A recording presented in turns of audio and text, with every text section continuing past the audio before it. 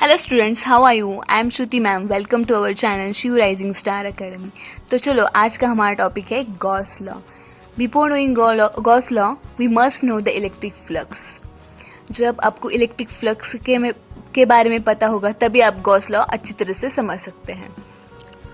तो चलो हमने यहाँ पे एक सरफेस कंसिडर किया है और इस सरफेस से जो इलेक्ट्रिक फील्ड पास हो रहा है, तो इलेक्ट्रिक फ्लक्स क्या होता है? Electric flux is the measure of electric field passing through a given surface.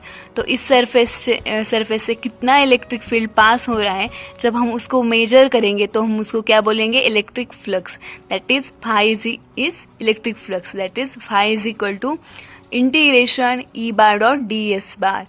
D S क्या होता है? हमारा एरिया होता है, और जो ई बार होता है वो जो इलेक्ट्रिक फील्ड होता है, और इंटीग्रेट करते हैं मतलब टोटल जो होता है इलेक्ट्रिक फील्ड इसके अंदर से कितना पास होता है जिस सरफेस के अंदर से, हम उसको इलेक्ट्रिक फ्लक्स बोलते हैं। Okay, electric flux is the measure of electric field passing through a given surface. Okay, जो इस सरफेस है इसके अंदर से कितना इलेक्ट्रिक फील्ड पास हो रहा है, तो उसको हम क्या बोलेंगे? Electric flux. जब उसको मेजर करेंगे और जो क्वांटिटी आएगी हम उसको क्या बोलेंगे? Electric flux.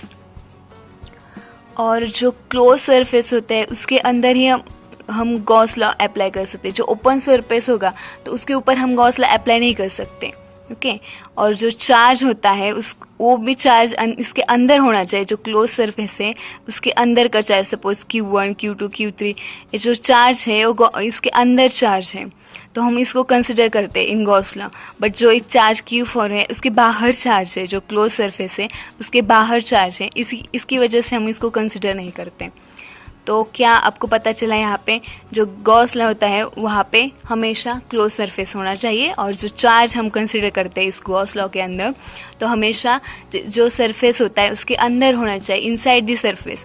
और जो आउटसाइड द सरफेस जो चार्ज होता है उसका हम कंसिडर नहीं करते।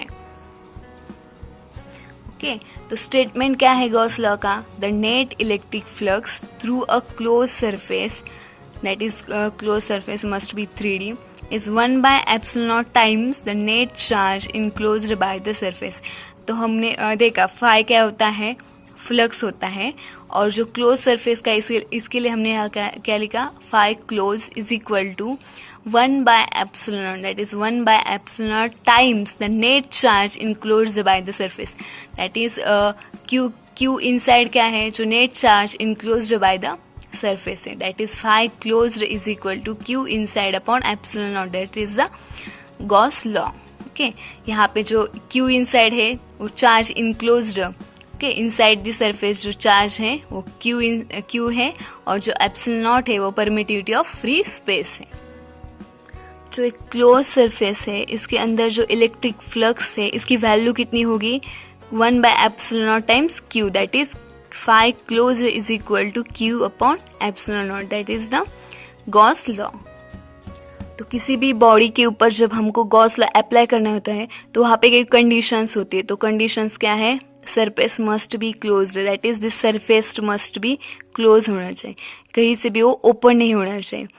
And the E at every point is same, that is electric field, every point is same, here, everywhere is same होना चाहिए।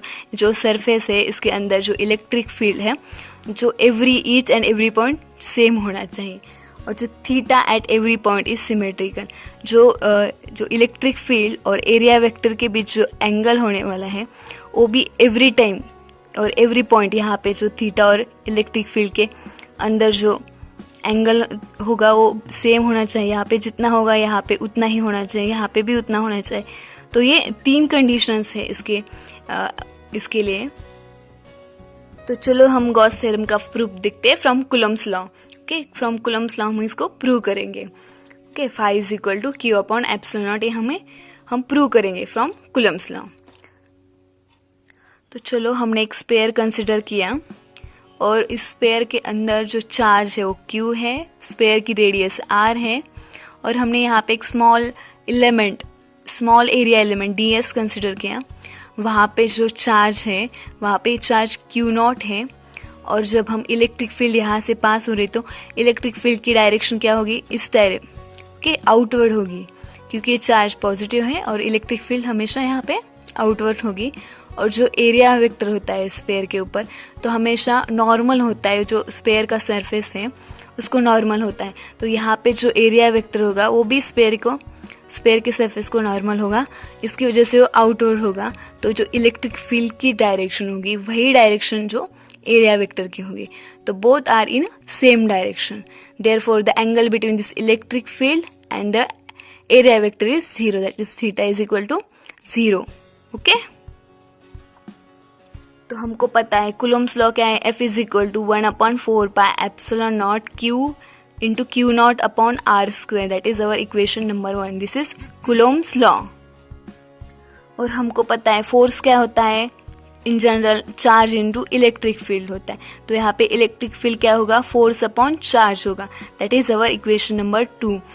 Put this equation number 1 in equation number 2। यहाँ पे जो F की वैल्यू है तो यहाँ पे हमने पुट की, तो E is equal to 1/4 pi epsilon naught Q into Q naught upon R square और this Q naught. Okay,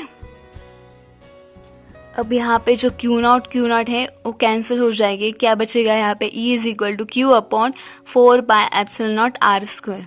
okay, this is the value of electric field. और हमको पता है इलेक्ट्रिक फ्लक्स फाई क्या होता है, integral E bar dot ds bar. Okay, electric field passing through a surface, that is phi is equal to integral E bar dot ds। और यहाँ पे हमने क्लोज सरफेस कंसिडर किया, देयरफॉर यहाँ पे close integral E bar dot ds बार।